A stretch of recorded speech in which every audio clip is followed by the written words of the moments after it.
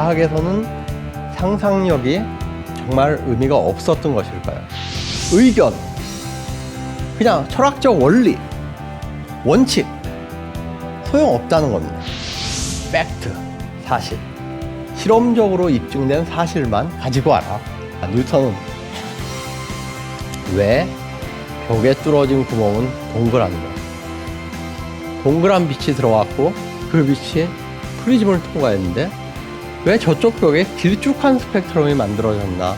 라는 질문을 합니다. 뉴턴의 상상입니다. 상상력이에요. 과학적 상상력.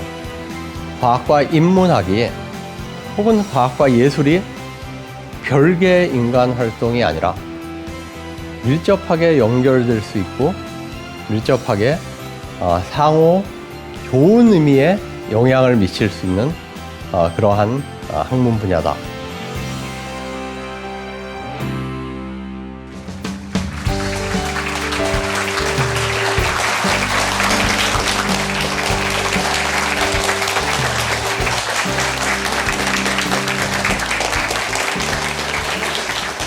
네, 그럼 과학, 인문과 예술을 만나다 두 번째 강의 시작하겠습니다. 오늘 제가 말씀드릴 두 번째 주제는 갈릴레오와 달이라는 주제를 가지고 그 과학과 예술 사이의 관계에 대해서 설명을 해드릴까 합니다. 그 갈릴레오와 달이라는 주제를 우리가 조금 이해하기 위해서는 갈릴레오가 살았던 시기에 충돌했던 두 가지 우주관에 대해서 먼저 간단히 살펴볼 필요가 있습니다. 지금 그림에서 보시는 우주관은 고대 그리스 시기부터 갈릴레오 직전까지 거의 대부분의 과학자나 철학자들이 받아들였던 우주관입니다. 지구 중심설이라고 부르는 우주관으로 보시다시피 우주의 가운데 지구가 있습니다. 지구가 있고요. 그 위에 달 모양을 보실 수 있죠? 지구 조금 위에 이렇게 가시면은, 그러니까 지구가 있고, 지구는 가장 무거운 게 흙입니다. 흙이 있고, 그 위에 이제 물이 있습니다. 그 위에 공기가 있고요. 공기 위에는 불이 있다고 믿어졌습니다.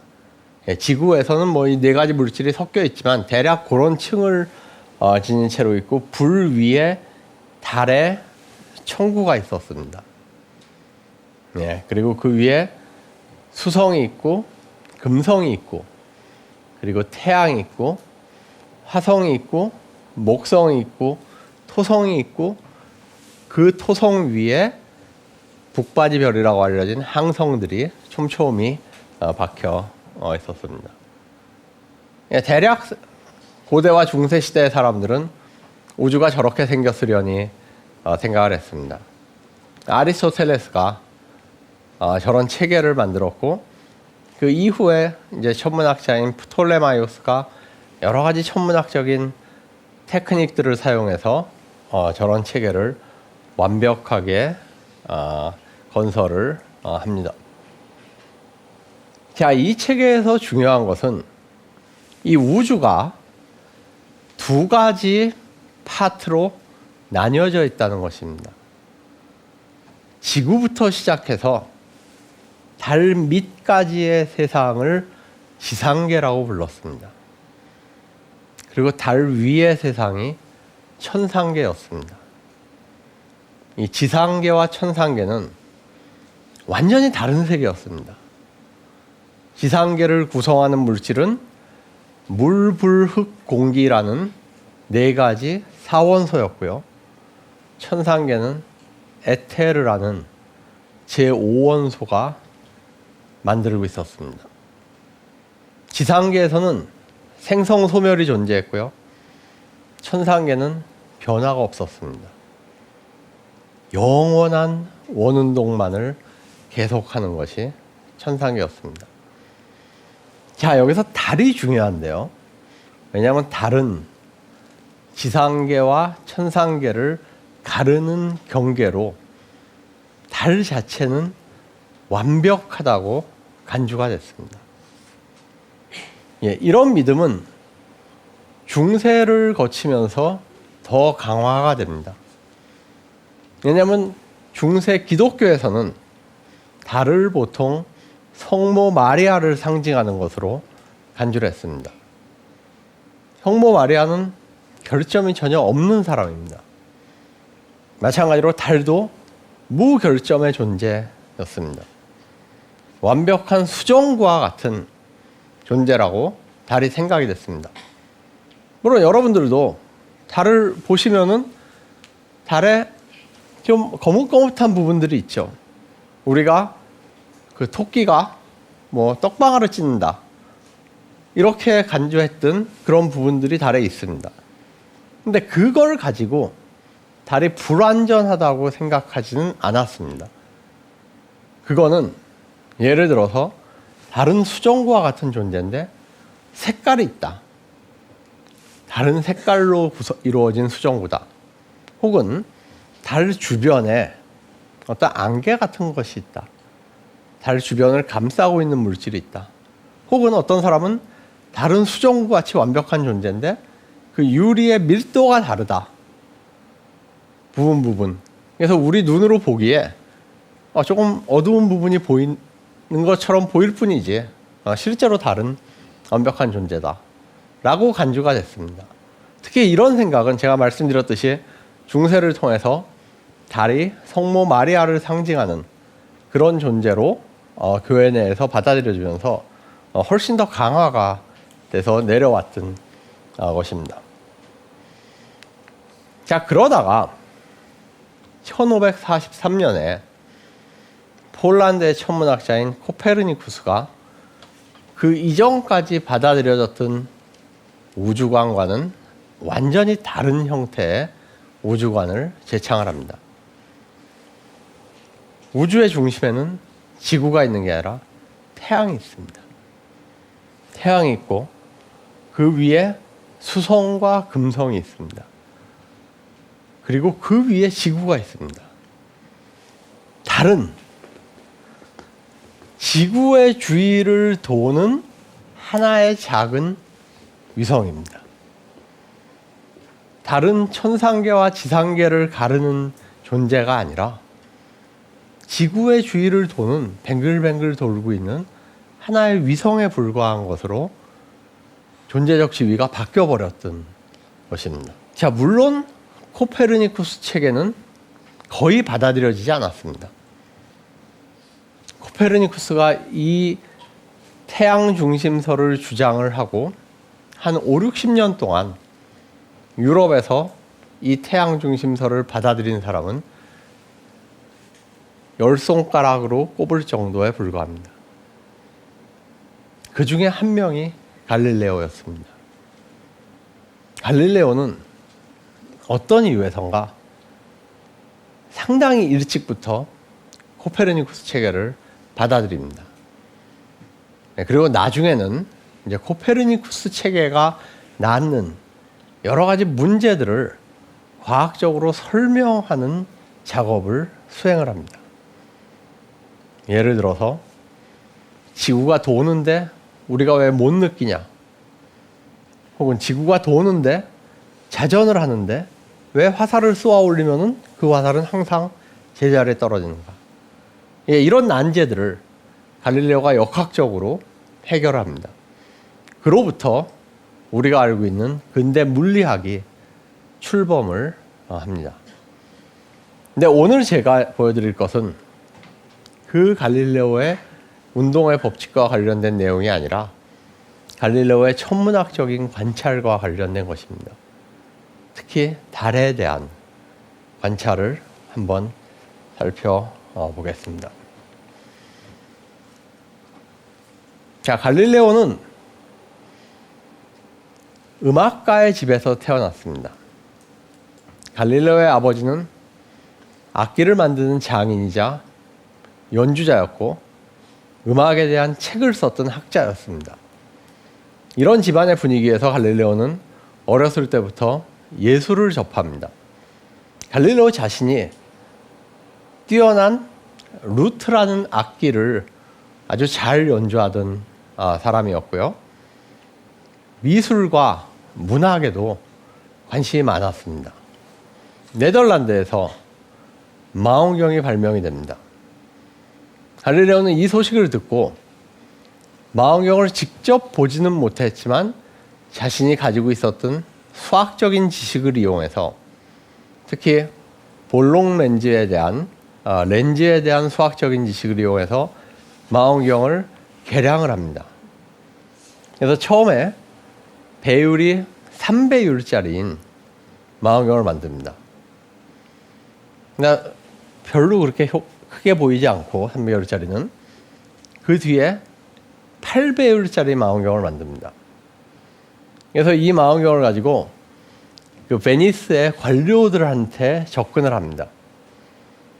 자, 당신들이 이 망원경을 가지고 있으면은 적군이 쳐들어올 때 상당히 일찍부터 적군이 쳐들어오는 것을 알 수 있을 것이다.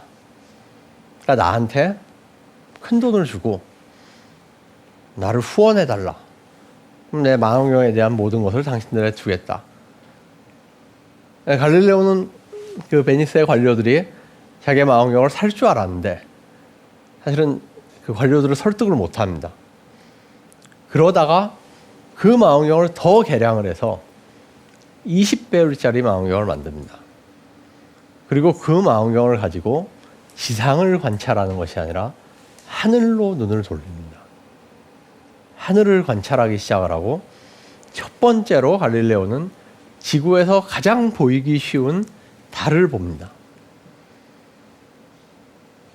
망원경이 그렇게 썩 잘 보이진 않았습니다.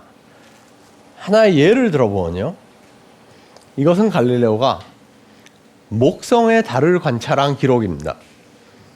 갈릴레오가 직접 그린 기록인데요. 어떤 날은 보면은 목성 주변에서 달이 2개 정도 관찰이 됩니다. 어떤 날은 3개, 어떤 날은 4개가 관찰이 됐다가 또 3개, 2개 이렇게 관찰이 됩니다. 우리가 지금 생각하는 것처럼 아주 뚜렷하게 이렇게 관찰이 되지 않았다는 것입니다. 물론 갈릴레오의 망원경의 성능이 뛰어났지만 지금 사용하고 있는 망원경과는 비교를 할 바가 되지를 못했습니다. 1609년에 11월부터 한 3주에 걸쳐서 갈릴레오는 망원경을 통해서 달을 봅니다. 달을 보고 6장의 스케치를 남겼습니다. 자, 갈릴레오가 무엇을 봤을까요? 망원경을 통해서 갈릴레오는 뭐를 볼 수 있었을까요?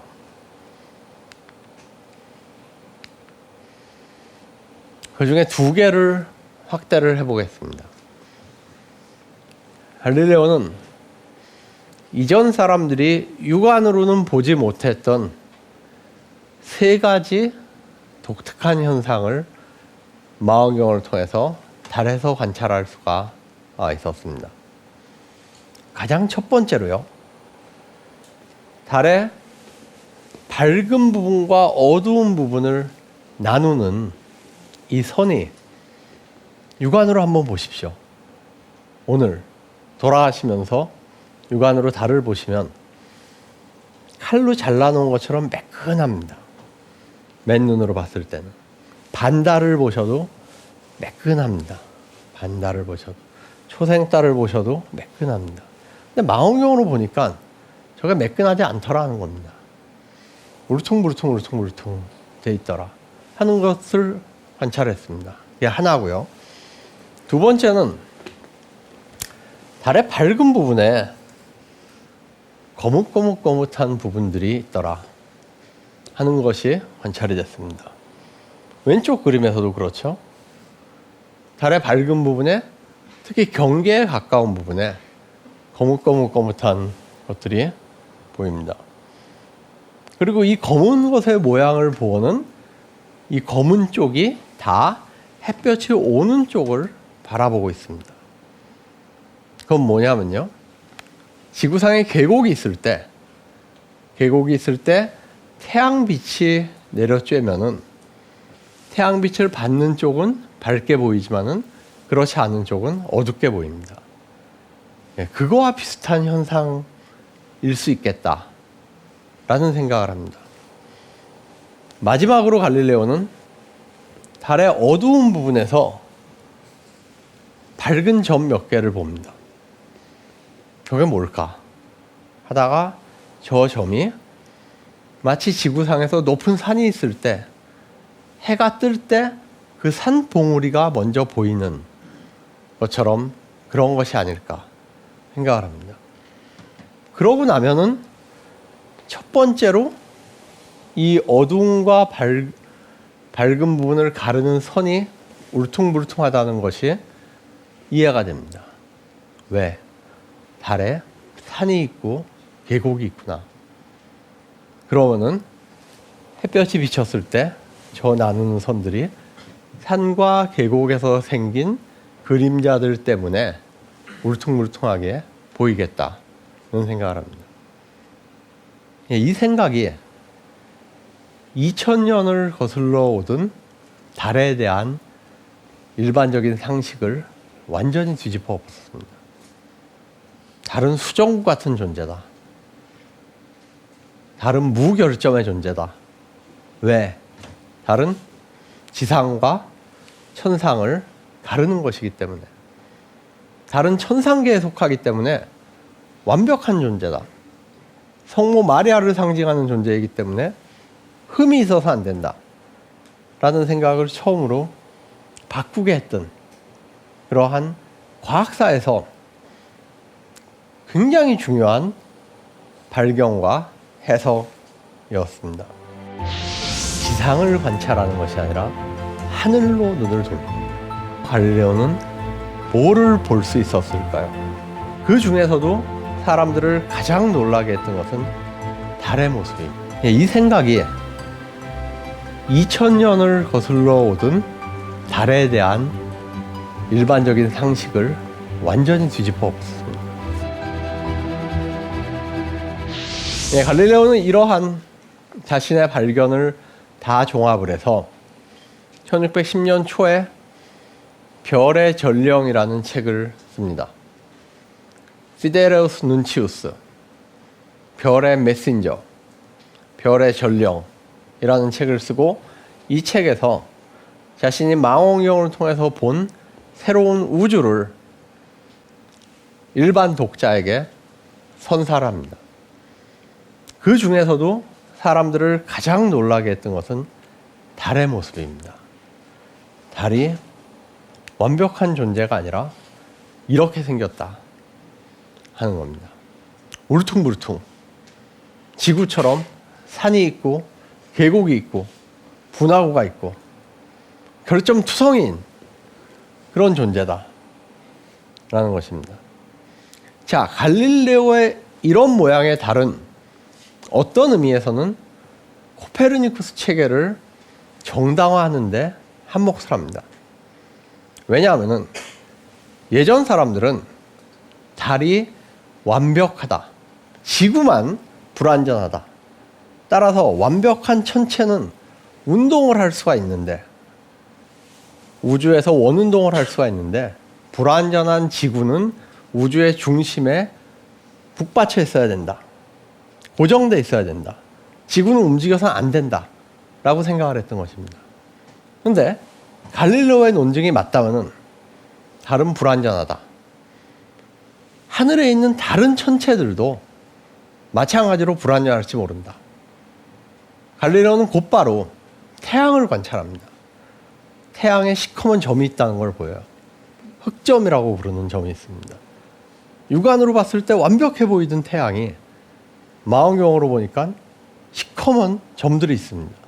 더 나아가서 이 점이 움직입니다. 그 얘기는 태양이 자전을 한다는 얘기입니다. 그렇기 때문에 하늘에 있는 천체들도 저런 불완전한 모습을 하고 있기 때문에 울퉁불퉁하고 불완전한 지구도 태양계 안에서 운동을 할 수가 있다. 태양 주위를 도는 게 하나도 어색하지 않다. 왜? 달도 지구 주위를 돌고 다른 여러 행성들도 비슷하게 불완전할 것이다. 걔네들이 다 태양주의를 운동하고 있다. 지구도 마찬가지다. 물론 이 발견이 코페르니쿠스의 주장을 입증한 것은 아닙니다. 당연히 입증한 것은 아니지만 적어도 코페르니쿠스의 주장에 한 가지 힘을 실어줬던 것은 분명합니다. 무엇보다도 사람들에게 그동안 2000년이 넘게 믿어져 왔던, 사람들이 믿었던 달에 대한 이미지, 달은 완벽하고 수정구 같은 존재다 라는 그런 이미지는 잘못된 것이다 라는 확신은 이런 갈릴레오의 발견이 확실하게 사람들한테 각인시킬 수 있었다라는 것입니다. 자, 갈릴레오가 망원경을 들여다보고 달을 그린 것이 뭐 이렇게 대단한 발견일까? 라고 아마 여러분들은 생각하실지 모릅니다. 나도 그때 그런 망원경이 있었으면은, 달만 관찰을 했으면은 다 알 수 있었던 그런 거 아니냐. 글쎄요. 사실은 망원경을 이용해서 갈릴레오보다 먼저 달을 봤던 사람이 있었습니다. 영국의 자연철학자였던 토마스 해리엇이라는 사람인데요. 해리엇은 갈릴레오보다 몇 개월 전에 이미 망원경을 가지고 달을 관찰을 합니다. 이 관찰은 갈릴레오가 1609년 11월과 12월 사이에 달을 관찰했죠. 해리엇은 1609년 7월에 이미 달을 관찰을 하고 스케치를 남깁니다. 자, 여기 보시다시피 달의 밝은 부분과 어두운 부분을 가르는 이 선이 매끈하지 않습니다. 해리엇도 망원경을 통해서 달을 보니까 이 밝은 부분과 어두운 부분을 가르는 선이 울퉁불퉁하다는 것을 발견을 합니다. 그런데 해리엇은 이거를 어떻게 해석을 해야 될지를 몰라 합니다. 이게 뭔지, 이게 뭘 나타내는 건지를 파악을 하지를 못합니다. 그래서 그냥 여기서 그칩니다. 여기서 그치고서 그 다음에 봄에 갈릴레오가 별의 전령 책을 내고 난 뒤에 그 책을 사서 봅니다. 해리엇이. 사서 보고 난 뒤에야 자기가 봤던 것이 달에 산이 있고 계곡이 있는 것의 증거구나 라는 것을 인식을 하게 됩니다. 갈릴레오의 책을 본 뒤에 해리엇은 같은 망원경으로 다시 달을 보고 또 그림을 그립니다. 이번에는 분화구를 그려냅니다. 해리엇이. 자기가 본 밝은 부분과 어두운 부분을 가르는 이 선이 울퉁불퉁한 것이 달 표면이 울퉁불퉁해서 그렇구나 라는 것을 알아냅니다. 어떻게 갈릴레오의 책을 본 뒤에야 저게 보이기 시작을 했던 것입니다. 네, 그럼 우리는 여기서 이런 질문을 던져볼 수가 있겠죠. 왜 해리엇이 보지 못했던 것을 갈릴레오는 봤던가, 볼 수 있었던가?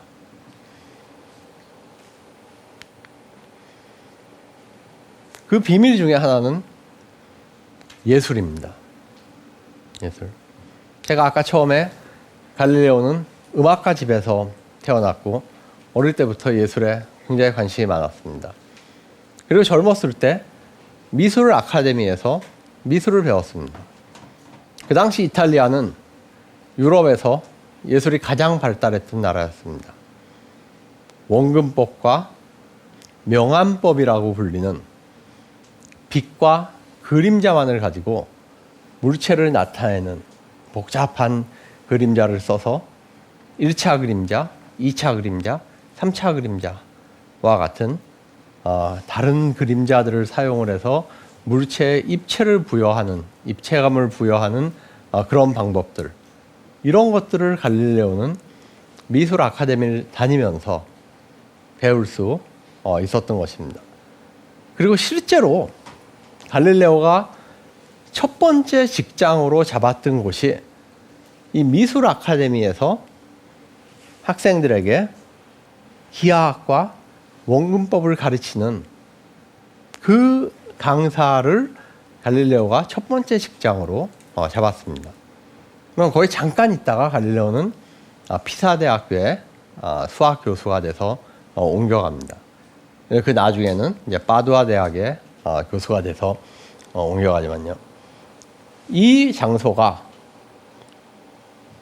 지금도 남아 있는 이탈리아 피렌체에 있는 예술 아카데미가 갈릴레오가 예술을 배우고 학생들을 잠깐 가르쳤던 곳입니다. 영국의 경우 당시 토마스 해리엇이 자기 연구를 했던 영국의 경우는 이탈리아에 비해서 당시에 예술이 상당히 낙후돼 있었습니다. 그러니까 토마스 해리엇 같은 사람은 갈릴레오가 가지고 있었던 그런 어떤 화가의 시각을 훈련받을 수 있는 기회가 전혀 없었던 것입니다. 예, 갈릴레오는 과학자였습니다. 수학자였고 물리학자였고 천문학자였지만 그가 가졌던 눈은 화가의 눈이라고 해도 과언이 아닐 것입니다. 갈릴레오가 예술에 관심이 많았기 때문에 갈릴레오의 주변에는 예술가 친구들이 꽤 있었습니다. 그 중에 한 명이 치골리라는 화가가 있었는데요. 치골리는 갈릴레오의 별의 전령이 나온 직후에 로마에 있는 산타 마리아 마지오레 성당으로부터 성모 마리아를 소재로 한 벽화를 그려달라고 요청을 받습니다.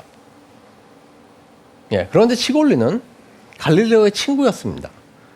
그리고 갈릴레오의 발견을 누구보다 잘 알고 있었고 또 그 갈릴레오의 발견으로부터 굉장히 큰 깊은 감동을 받았던 사람이었습니다.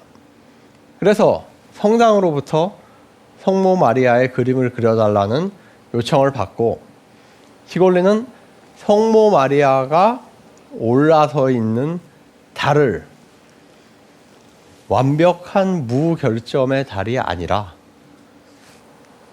어찌 보면 결점투성이인 갈릴레오의 울퉁불퉁한 달로 그려 넣습니다.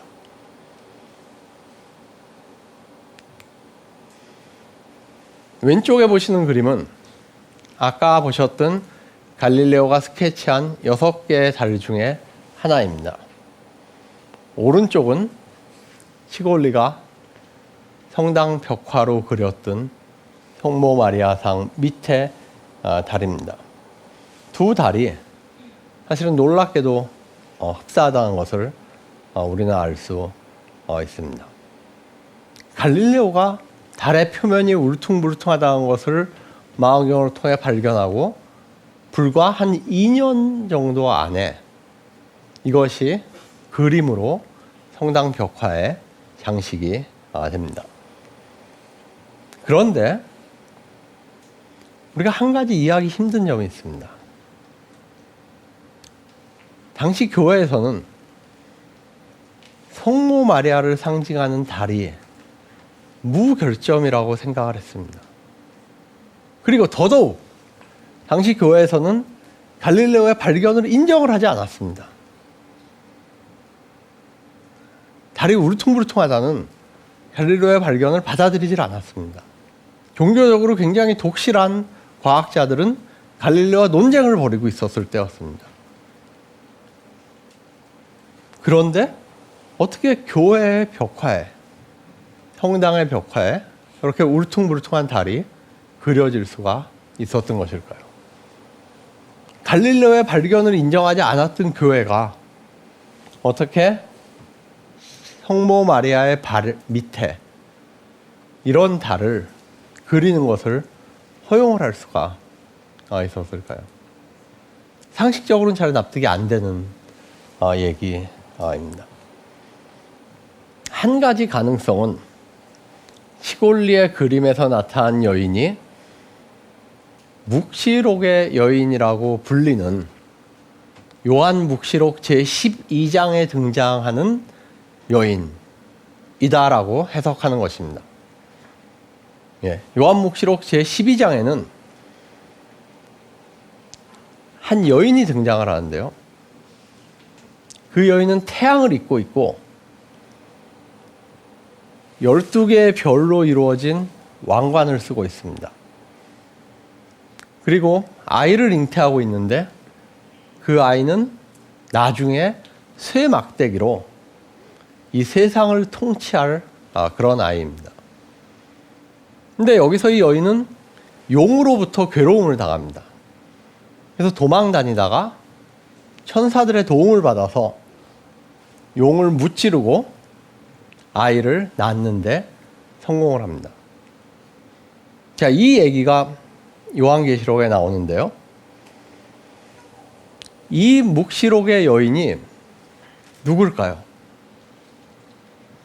보통 두 가지로 다르게 해석이 됩니다. 하나는 묵시록의 여인이 이스라엘 민족이다 라고 해석되는 것입니다. 예, 거기서 나온 아이는 이스라엘 민족들의 사람들입니다. 그런 많은 고난을 뚫고 역경을 극복을 하고 낳은 자손들이라는 뜻입니다. 근데 두 번째로 이 여인은 성모 마리아로도 해석이 됩니다. 여인이 성모 마리아로 해석이 될 때는 거기서 나온 아이는 당연히 예수 그리스도입니다.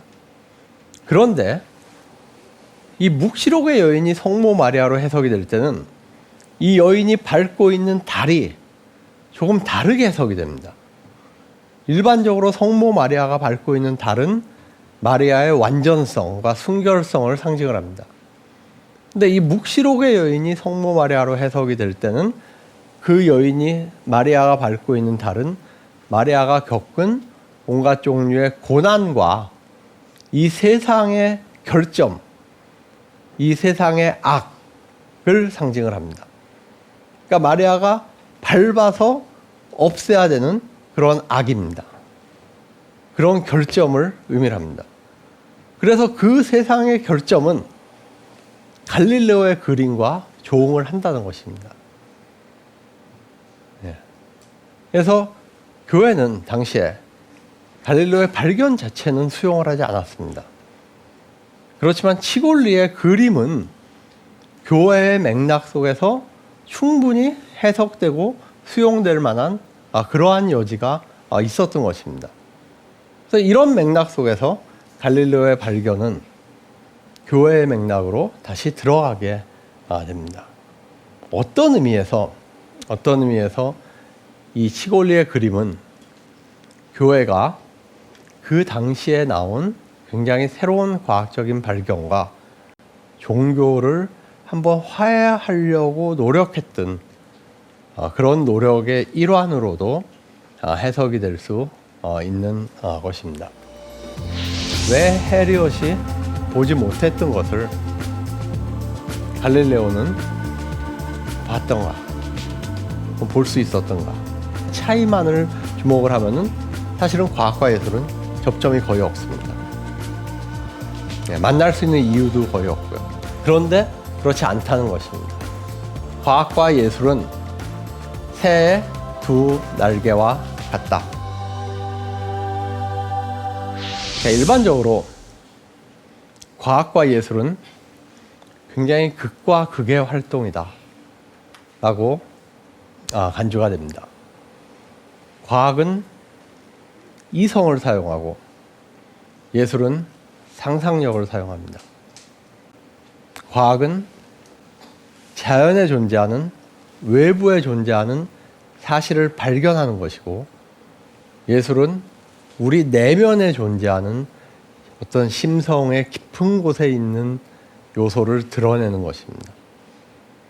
과학은 차갑고 예술은 감정적이라고 간주가 됩니다. 과학은 객관적이고 예술은 주관적이라고 보통 인식이 됩니다. 이렇게 생각을 하면은 과학과 예술만큼 떨어져 있는 것이 없습니다. 자, 대표적인 과학자들의 이미지입니다.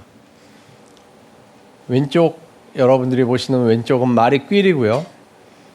오른쪽은 DNA가 인간의 몸에 있는 모든 생명체에 있는 DNA가 이중나선의 구조를 가지고 있다는 것을 밝힌 제임스 왓슨과 프랜스 크릭이 자신들이 만든 DNA 모형 앞에서 찍은 사진입니다.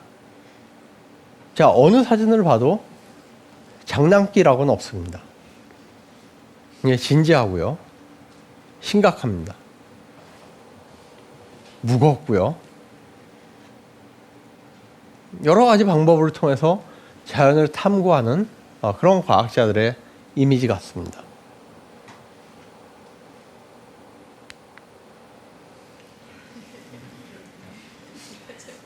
자, 예술가의 이미지입니다. 누굴까요? 네? 네, 살바도르 달리. 달리입니다. 예, 20세기 대표적인 초현실주의 예술가이죠. 코수염에다 꽃을 꽂았네요. 그죠? 보통 사람 같으면 참 하기 힘든 그런 일을 거리낌 없이 합니다. 자, 이번엔 조금 어렵습니다. 누굴까요?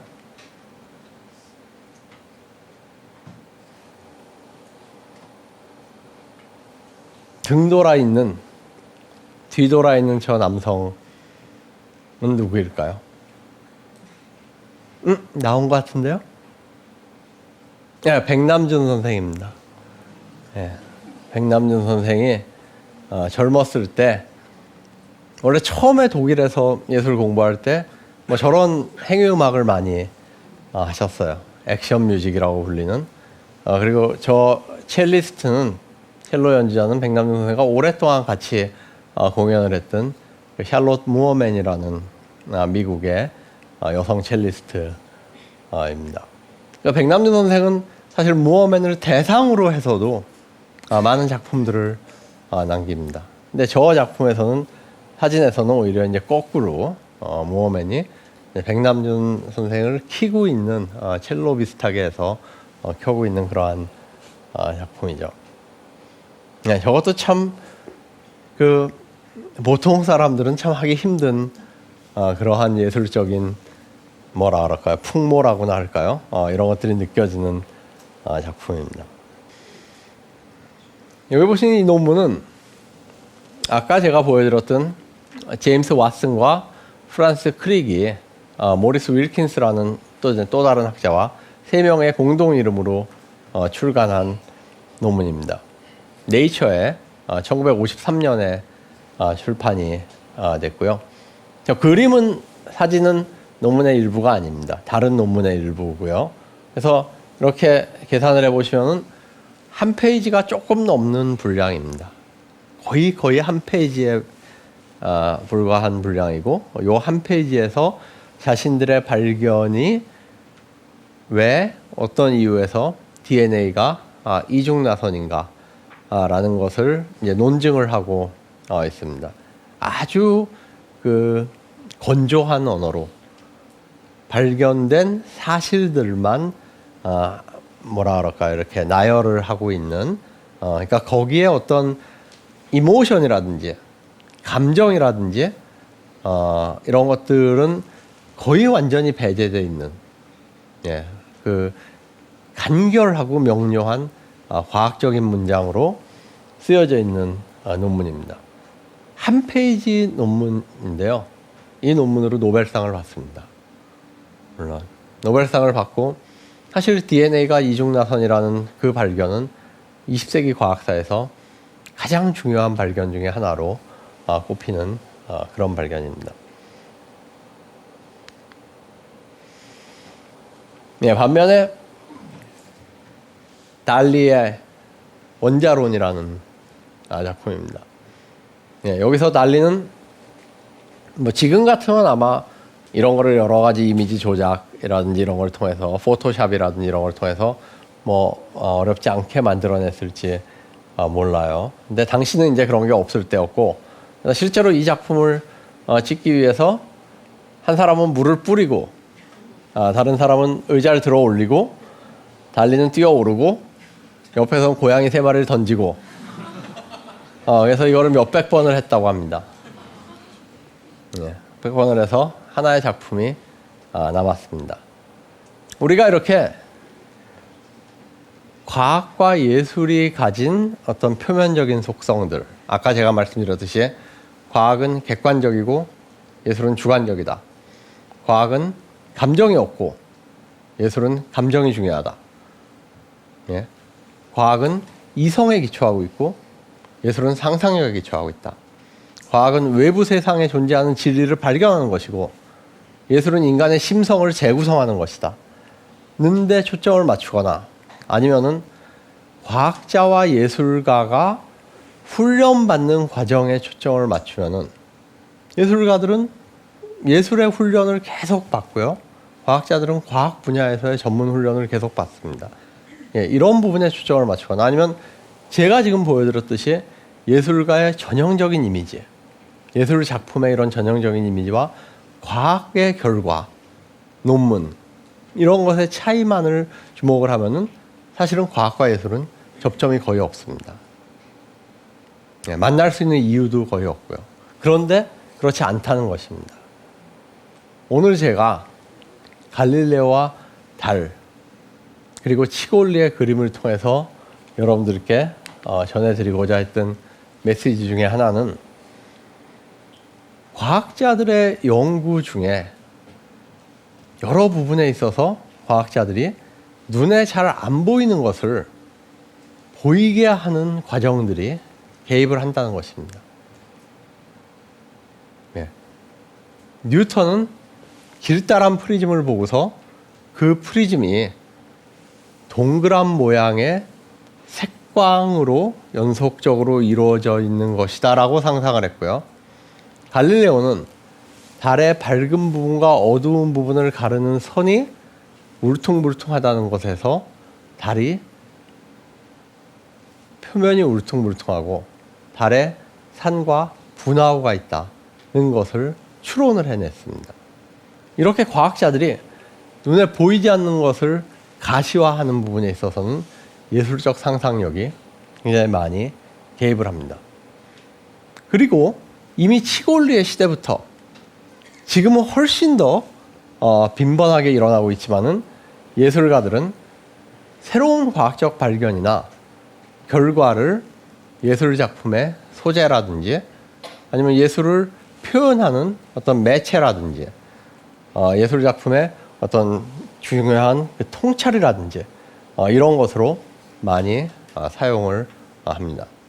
그리고 그런 어떤 최신 결과의 사용들이 사실은 굉장히 흥미로운 예술 작품을 낳는 경우가 많이 있습니다. 조금 더 일반적으로 말씀드려서 과학과 예술 모두는 우리가 살고 있는 이 세상 그리고 인간을 이해하고자 하는 노력의 어떤 과정이자 결과입니다. 그리고 과학에서 필요한 예술적 상상력들, 예술에서 필요한 어떤 과학적인 영감들과 과학적인 소재들 이런 것들의 상호작용을 생각을 해보면 과학과 예술은 서로 떨어져 있고 무관한 존재가 아니라 마치 새가 두 날개가 있어야지 세상을 하늘을 날아갈 수 있는 것처럼 우리가 세계를 이해하는 두 가지 다른 방법이다. 그렇지만 우리가 세계를 제대로 이해하기 위해서는 다 필요한 그러한 방법이다라고 생각을 할 수 있습니다. 예, 그래서 과학과 예술은 새의 두 날개와 같다는 메시지를 마지막으로 오늘 강의 마치겠습니다. 예, 고맙습니다.